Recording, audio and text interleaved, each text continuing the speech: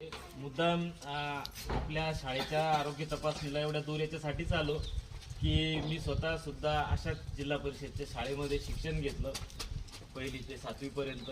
याच प्रकारची माझी शाळा होती. तुमची तरी खूप चांगली आहे. तुम्हाला किमान 5 शिक्षक आहेत मला वाटतं. इकडे जी सुविधा आहे, सरांचं जे मी बघितलं किती तळमळ आहे, धावपळ आहे. आमच्या वेळेस एवढं काही नव्हतं सर. कारण मी 88, 89, 90च्या दरम्यान 1ली, 2री, 4थी असं माझं शिक्षण झालं.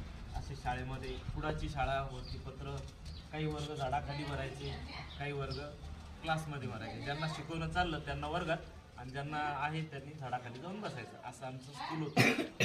सांगायचं तात्पर्य एवढंच आहे की आपण खेड्यात असतो, आपल्याला एवढे चांगले शिक्षक असतात, आपण त्याचा फायदा घ्यायचा.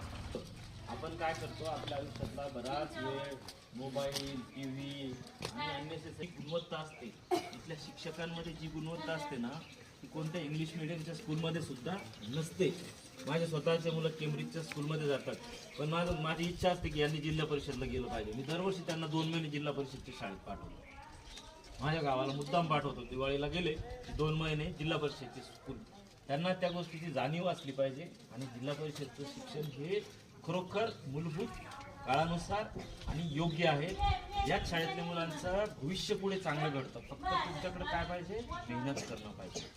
तुम्ही जर मेहनत केली नाही, उगाच शाळेत यायचं दररोज, आपल्या सरांनी, आपल्या गुरुजी सांगितलेला गृहपाठ करायचा नाही, तर मग भविष्य तुमचं काहीच कोणी करू शकत नाही. पण जर तुम्ही आजपासून आपल्या शिक्षकांनी दिलेला होमवर्क दररोजच्या दररोज जर केला, प्रॉपर शिक्षक कसं शिकवतात ते आपण लक्ष देऊन ऐकलं, टिंगल टवाळक्या गप्पा गोष्टी न करता, आणि दररोज जास्त वेळ नाही, 1 तास ते 2च तास अभ्यास करायचा आहे फक्त.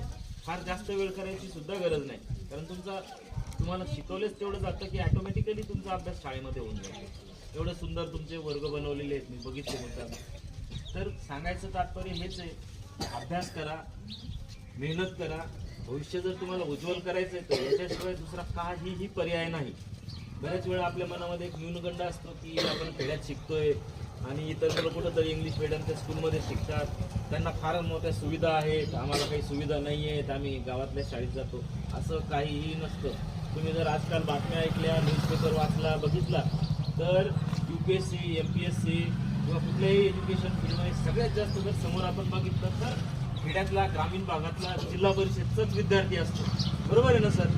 तुम्ही बघा, MPSC, UPSCला टॉपर आलेली मुलं सुद्धा याच एरियातले असतात, आपल्याच भागातले असतात आणि जिल्हा परिषदच्या शाळेचे असतात. मुख्य करून इंग्लिश मिडियमच्या शाळेलाही असतात, परंतु आपल्या एवढं टॅलेंट त्यांच्याकडे नसतं. आपल्या टॅलेंटचा आपल्या शिक्षकांचा